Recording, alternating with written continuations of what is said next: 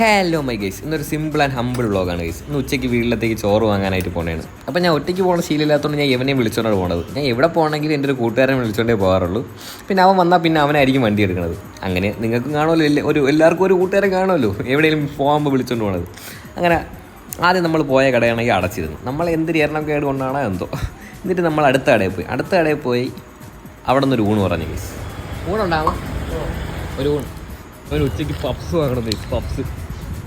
അവിടെ കട എത്തിയപ്പോൾ അവന് പപ്സും വേണമെന്ന് പറഞ്ഞപ്പോൾ കാണാൻ എൻ്റെ പ്ലാനൊന്ന് മാറി. ഞാൻ അവിടെ എത്തിയൊരു മന്തി ക്വാർട്ടർ പറഞ്ഞു. ഇവിടെ എത്തിയപ്പോൾ കാണാൻ അവൻ്റെ പപ്സൊക്കെ ഉണ്ട്, അവൻ്റെ കണ്ണ് മഞ്ഞളിച്ച് അവൻ നിൽക്കുകയായിരുന്നു. ഏത് വാങ്ങണമെന്ന് അവനൊരു ഡൗട്ട്.